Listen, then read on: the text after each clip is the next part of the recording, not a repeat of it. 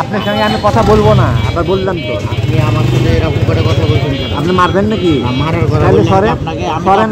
রাজশাহীতে ভিসা করে দেওয়ার নামে অর্থ হাতিয়ে নিচ্ছে এক প্রতারক দম্পতি। না বুঝে তাদের ফাঁদে পড়ে অর্থ খোয়ানো সহ হয়রানির শিকার হচ্ছেন অনেকেই।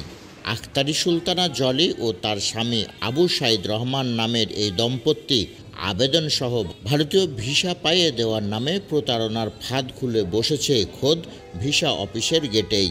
নগরের বন্যালী মোড়ে মরিয়ম টাওয়ারে এই ভারতীয় ভিসার আবেদন জমা দেওয়ার কার্যালয়। আখতারি সুলতানা জলি ভারতীয় ভিসা আবেদন অফিসে চাকরি করতেন। ভিসা প্রার্থীদের কাছে ঘুষ নেওয়ার অভিযোগে চাকরি হারান। পরে স্বামী স্ত্রী মিলে ভিসা অফিসের গেটে খুলে বসেছেন প্রতারণার ফাঁদ।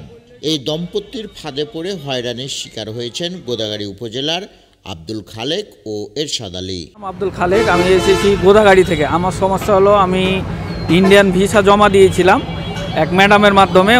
ওনার সাথে কথা হয়েছিল যে ভিসা করে দিবে। ভিসা করে দেওয়া বলে আমাদের কাছ থেকে 15,000 টাকা নিয়েছে। এখন 4 দিন পরে আমরা বই ফেরত দিয়ে দিচ্ছে এবং আমাদের সাথে খারাপ আচরণ করছে। আমরা জিজ্ঞেস করছি টাকা কিসের জন্য নিলেন, কেন নিলেন, আমরাকে বলেন। যে আমরা ডেট তোলার জন্য নিয়েছি। তো ডেট তোলার জন্য কিসের টাকা? যদি আমার 15,000 টাকা করে আমাকে দিতে হয়, তাহলে আমি কিসের জন্য আমার ভিসা লাগবে না? ভিসার জন্য ওনাকে আবেদন করার জন্য টাকা দিয়েছিলাম 15,000। উনি বলেছে ভিসা লাগার জন্য 15,000 টাকা লাগবে। তা আমি বললাম যে ঠিক আছে 15,000 টাকা নেন, কিন্তু আমার যেন ভিসা হয়। উনি বললো যে ঠিক আছে আপনি টাকা দিয়ে যান, 15,000 টাকাতে আপনার ভিসা করে দেবো আমরা। এখনও আমাকে খালি বই ফেরত দিচ্ছে অফিস। উনি কইছে যে আমি কি করব, আমি তো টাকা নিয়েছি হওয়ার জন্য, কিন্তু এখন হলো না, তো আমি কি করব? তাই বললাম আমি টাকা ফেরত দেন। ওই যে টাকা ফেরত দেওয়া যাবে না, আপনার কাগজপাতি ঠিক ছিল না। এই জন্য আমরা ওখানে এই কথা বলতে গেলে উনি আমাকে বেয়াদব বিভিন্ন আচরণ খারাপ করেছে, আমার সাথে ব্যবহার করেছে। ঘটনাটি জানতে পেরে সোমবার সেখানে যান গণমাধ্যম কর্মীরা। তাদের দেখে দ্রুত অফিস ছাড়েন প্রতারক চক্র। এ সময় প্রতারক আব্দুর রহমান সাংবাদিকদের সঙ্গে কথা বলতে রাজি হননি। উল্টো দাম্ভিকতা দেখিয়ে বলেন কোন আইনে আছে কথা বলতে হবে। পুলিশ ডাকেন। এরপর সেখান থেকে তিনি দ্রুত সটকে পড়েন।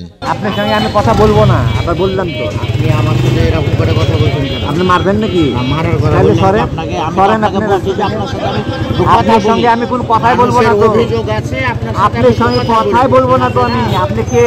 আমি তো বলছি আমি বলবো না আপনার সঙ্গে কথা। অভিযোগ আছে, একটু কথা বলা না, আপনার সঙ্গে কথা বলবো না। আপনি যান থানায়। কথা বলতে সমস্যা কি ভাই? থানায় যান, কথা বলতে আপনার অভিযোগ সমস্যাটা করবেন কি? থানায়। আপনার সাথে বলবো না। আপনি সেবা দিচ্ছেন না।